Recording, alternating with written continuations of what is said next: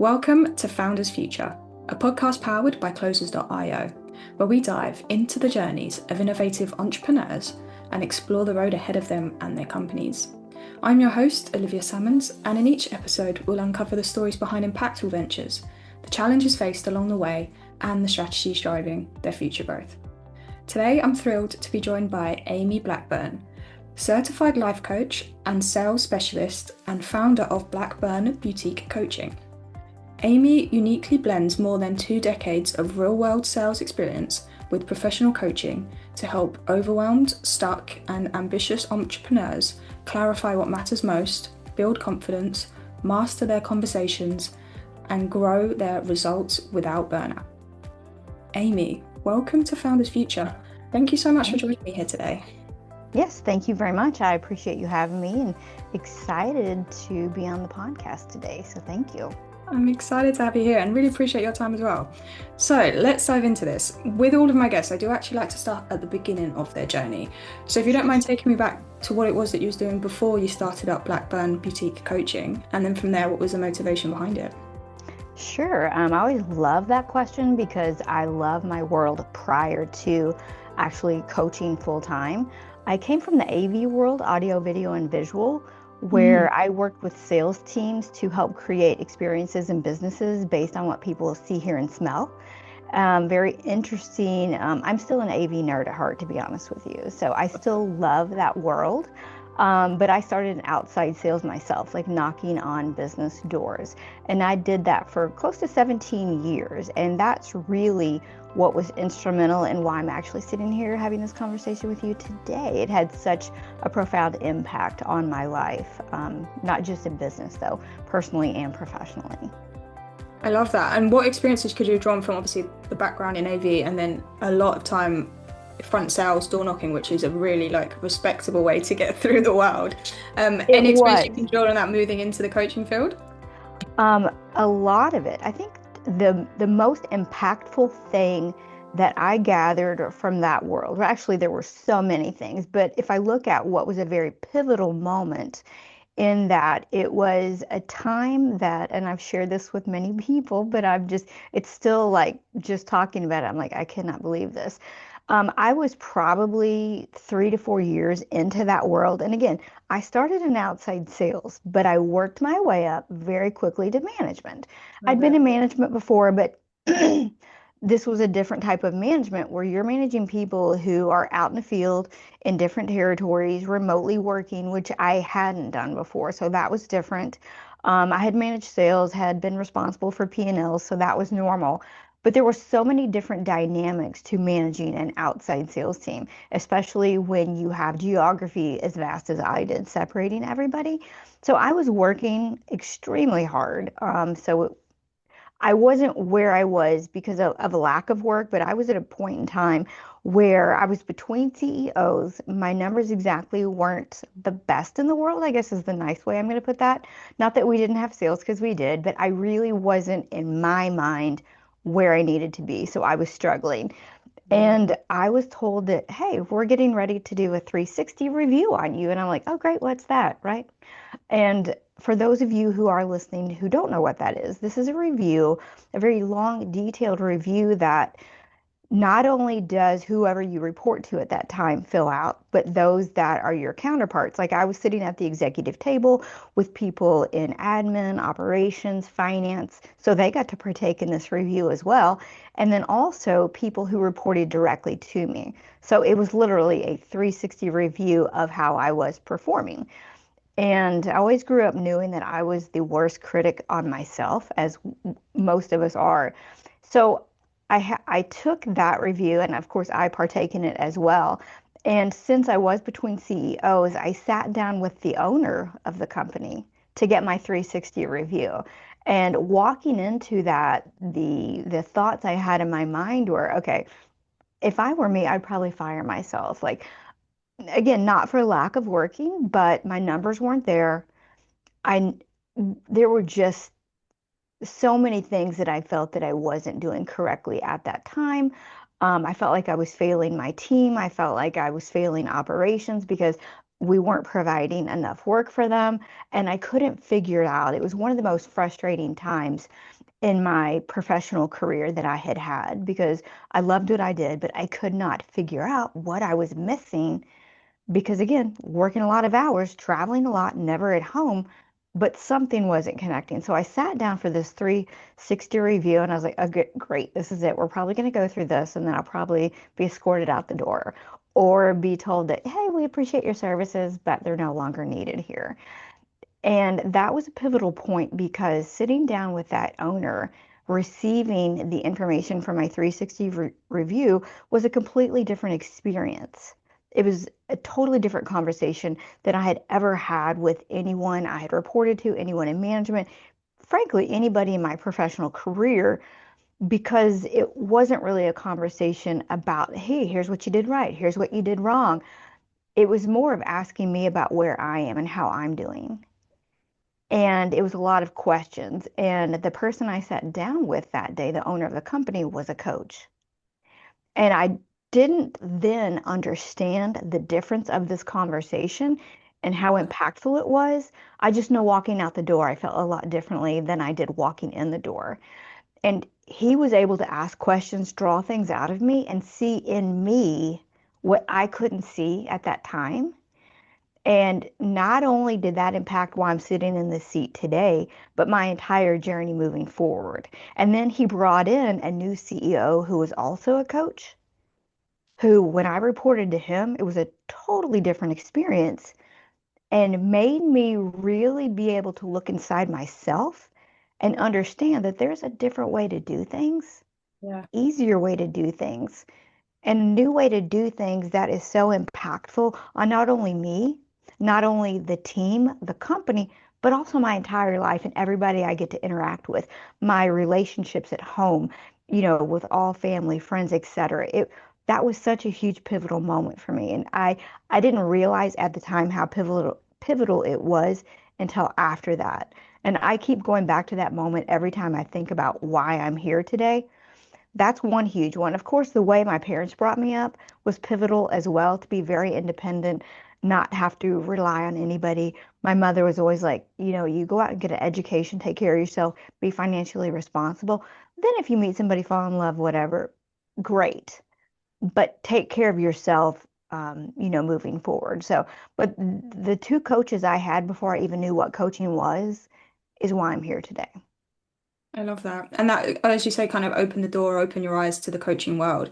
And when it Yes. comes to sales, just to obviously touch a little bit on the story, it is Hmm. so much to do with psychology behind it. No matter what day it is, if your brain is not in that, you could be doing everything you can and all the numbers can be working out, and the next day it can all fall to pieces. Yes. So having that coaching and just changing that frame of mind is such an asset to have. And amazing that you got to experience that firsthand and now obviously help other people do the same thing, which is Oh, it's really, huge. really It cool. is absolutely huge. Because that's what you get to fall back on every single Yeah. time is that mindset versus a number, a result, a conversation with somebody. You get to control the narrative. It's Yeah. so different. Such a beautiful thing. So let's dive into Blackburn boutique coaching a little bit more then. So like walk me through who would you say at this point is your ideal customer? And then from there, how is it you help them and how do you support them? Sure. I would say 90% of who I help now and who kind of gravitates toward me and who I gravitate toward are solopreneurs. Mm. It's those individuals who absolutely love what they do, love the service that they provide, and they are service based. So I don't Love reach that. out and work with brick and mortar any longer, but definitely service based solopreneurs who love what they do, love to deliver service, but then they remember after they open their business that, oh, I don't just get to deliver service. I actually have to go find people to land as new customers, which a lot of those people struggle with. And that's where I've spent the majority of my time is how do you do that? How do you bring people into your sphere? How do you enter spheres in order to find people that you can provide the most value to? So Yeah, definitely solopreneurs who are looking to basically make more money by signing more clients. amazing. And that is a great way to make more money, I suppose, is signing more clients. It's like one plus one equals two. So Exactly. how is it you help them then? Is that kind of like a separate process, or like what makes you stand out to any other business coach or marketing coach that's helping people do the same thing? I love that question because I know I'm a lot different than most coaches. I'm totally filterless. I'm able to work with people and get them to take action that they wouldn't otherwise. I come to them unbiased, but I also come to them as a challenger in their court on behalf of them. And I fight for their dreams, their results, and their goals when they can't. That's good. I I love will consistently challenge them to take those steps, to take those actions until they're ready and we've agreed that, okay, I'm going to release the reins. But, and I'll give you an example if that would be okay. I've been on a coaching call where I know that they haven't done what they needed to do, and we've kind of struggled a little bit to figure out why. We've dropped everything that we're talking about, and it could be, and it was something as simple as picking up the phone and making a call. Because I understand firsthand that if you don't get that first one over with, then you're not going to go to the second one. You're not going to get to the third one. So we dropped everything on the call. I said, "Do you have a list of people?" And he said, "Yes." And I was like, "Stop what we're doing, go get your list and go make the it. phone call. Do it Yeah, right now on the call." Because I no love matter it. what we talk about during this hour of coaching, if you don't make a phone call now, you're not going to do it when we hang up. So let's do it. That's the most important thing today. I And love so that. that's what we did. So I operate a lot differently than most coaches because I've been out there in their shoes of how to draw people in, how to have the conversations, how to look messy, how to do it messy, how to be embarrassed and do it, how to be scared and do it, how to not have a clue what you want to say, but do it anyway. That's where I really shine is getting people to do the things when they don't want to because they're uncomfortable, they're scared, they don't have the instruction manual to do it. Because I go to, I think, a different degree in conversation and relatability where a lot of people don't. And that's where I have those pivotal moments with my clients. I love that. And there's also an underlying layer of discipline as well that's needed in sales. And it is that fear of just making that first step, doing the first thing. It's this fear of getting a no is always what people are scared of when it comes to picking Mhm. up the phone, knocking on a door, whatever it may be. So I love that you do actually push them and be like, no, the goal and this is the step to get to that goal. So we've got to do it. We might as well do it now, and I will help you do that step. Yeah. And then Amy, with that being said as well, so how do you go about acquiring your customers? So like in terms of channels and methods, what are you finding most effective for yourself and really drawing in that right person to work with? Great question, and thanks for asking. I have been doing a lot of in-person networking. I consider myself a networking guru. I love that because I've never met a stranger. People jokingly say I could talk to myself and my dogs in the wall all day long, which is probably true. But I like to figure out how can I make somebody's day? How can I provide value? And that's how I approach any type of sales and marketing efforts that I put forth, whether it's in person or online. How can I help them? How can I provide value through a conversation? Or how can I provide value by just listening, which is sometimes what people need that day at that moment? Or how can I share a tidbit of, and this happens weekly, oh my gosh, I just had a rough conversation, or I have to go into this meeting and I need to ask for this. How can I be impactful in, with somebody in a conversation in a short amount of time that it changes how they view their day? And from my perspective, when you approach your sales and marketing from a value mind, then the rest follows. But I didn't start out like that even when I opened my own business. And that's kind of the ironic part. And that's why I do know firsthand if you walk into a room, if you hop online with somebody, and your first thought is, okay, what can I sell them? What can I get from them? Then you're going to walk out with not the right mindset. You're going to walk out feeling defeated. You're going to walk out because I hear this weekly, oh, that was a waste of my time. So that's kind of the surface level of how I approach them. But honestly, I look at, okay, I'm going to check these three things out because I don't think there is a right way or a wrong way to do something because there's the way that you choose that you're going to make work for you. Yeah. And if you have that mindset, then anything that you choose, you're going to make it work. So, from my perspective, I run a weekly networking group in the state of Kentucky where I live, and I love that. And I do that because I saw a missing piece where I lived. And I do it weekly, and I like to provide consistency. So I do a few things in person, I do a few things online, and then I share information on social media, in particular on Instagram and LinkedIn, because I try to address people from a cold perspective. Like, if you don't know anything about me, here's some information about me. And then those that do know things about me, here's the next level in what I share. Maybe I'm going to talk about one of my core pillars like networking or lead gen or offer clarity or confidence. And I'm going to put a story out there, but I'm going to share some tips that you can read and apply immediately. And then I might share something for those of you who have been in my sphere for a little bit or we've talked. Maybe here's a little bit of a success story that I can share that would encourage you to take the next step. So that's how I approach marketing. I'm, at least in this point in time in my business, I don't do any type of like paid ads or anything like that. And I think if people do that and it works for them, I think that's fantastic. Just for me in my business where I am right now, I love doing things organically. If you do the right things and you provide the right space, then the things that you want to happen will happen. I feel like we're totally in control of that. Yeah, and as you kind of touched on it earlier as well, whatever you want to do, you put your heart out to do that, and that's what will work for you, as long as you're fully on board with your own process, Hmm. everything else will follow. And it is about trying things, seeing what works, seeing what doesn't, and then running for the hills when you find that magic sauce that's working well Oh for my you. gosh. Yes, I've put a blog out there before about if you're not failing every single week or at least every single month, then you're not taking enough action. Yeah, Again, I go back to I am totally action oriented because actions are how you change your results, so or true. stopping one thing and doing another is how you're going to change your results. So Yeah. if you're not taking action, we figure out why to get you moving. Even if you tell me you went out and did 5 things that failed, great. Yeah. Great. That's going to get you closer to taking the actions that are going to work for whatever you want to do. 100%. And you said it there, action is movement. Whether it's in Hmm. the wrong one direction or the wrong direction, it's better than being stagnant. So you might as well just be Exactly. moving the whole time.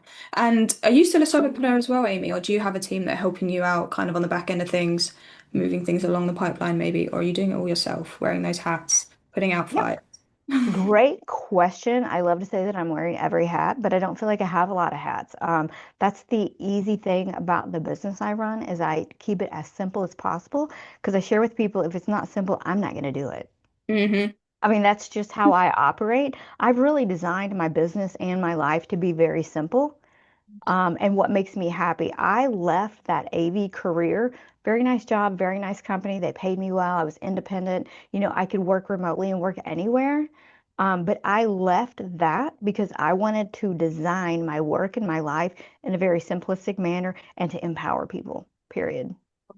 Beautiful. And then what are your plans moving forward then? So like what is there an end vision or an end goal for you? And like what do the next 6 to 12 months have in store for that?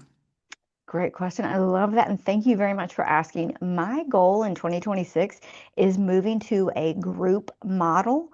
Okay. And I know there's a lot of group coaching, a lot of group stuff out there. I'm looking at doing it a little bit differently, kind of like I do everything a little different. I do miss group when I was in the sales world, specifically, and not in coaching.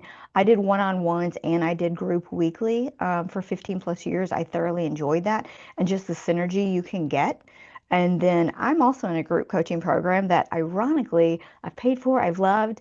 2 years, it wasn't 2 years until I finally raised my hand to be coached. But I learned so much in 2 years from sitting and listening to others being coached Yeah. because you just apply it directly to your situation and you make it work. And so I'm looking to create a simplistic group coaching that is going to help more people at the same time, but also have a platform that people are missing, like time ownership and accountability, all the things built in. That's good for, I don't want to say starting out salespeople as well as solopreneurs. It's just going to be a little bit different Yeah. because I see there's a missing piece out there because of where and who I network with. There's a group out there that there's a missing piece for, and I'm looking to to find that piece and put it together for them. Love it. Cool. So some nice stuff coming up, and I love the idea of a group as well. It is, as you say, it's that camaraderie that you get from it. As much as you can learn from other people, kind of avoid their mistakes by listening and paying attention.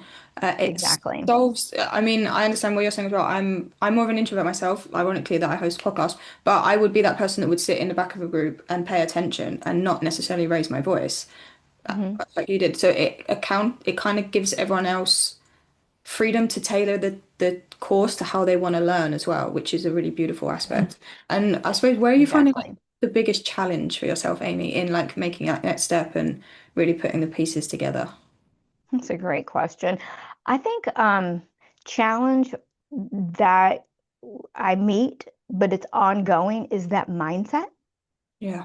Because when you do own your own business, whether you're an entrepreneur or a solopreneur, you have a team, you don't have a team, it really doesn't matter because mindset can really make or break that moment, that day, that week, that month.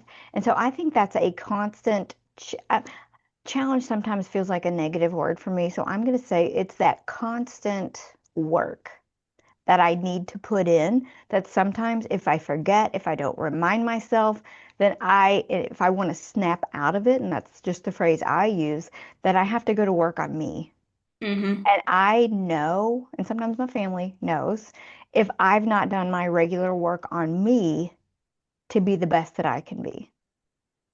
And that's so important because it is the best version of you that needs to show up all the time. So having that kind of mindset, as you say, to I know I need to go away and work on myself so I can come back again is beautiful. And Amy, Yes, thank you thank so you. much for joining me today and for sharing your Thank you. incredible journey and insight with us. Where can our listeners reach out to work with you and just check out all the amazing stuff that you're up to at the moment? Sure. Thank you so much for asking. So I am on Instagram at the Amy Blackburn, and then I'm on LinkedIn at Amy E. Blackburn. Both of those have a link. I've got a link tree in there which you can click on. You can reach out to me by DM. I have a link in there to book a consultation, which I have a 6-month one-to-one coaching program, and the start for everybody is a free complimentary 60-minute Zoom coaching consultation where I go through and ask a lot of questions to figure out where you are, where you want to be, and then how we can work together, what the investment is, and then we make a decision because we, again, very action oriented. We get things done and we get started. And usually 99.9% of the people on a consultation, you get a mini transformation there because I ask the questions to get you thinking differently than you have otherwise. Beautiful. So we'll get value from it no matter what point we stop at. Love it. Exactly. Amy, thank you so much again for joining me. And to our listeners, if you enjoyed this episode, please do not forget to subscribe to Founders Future via wherever you listen to your favourite podcasts. And if you are a business owner, specifically a coach, consultant, or agency owner, and you're really looking to scale your business and you want to enhance your sales and marketing efforts, visit closers.io to hop on a call with one of our team and discover how we went from zero to $30 million per year in less than 3 years. But until then, keep on climbing and we will see you on the next one.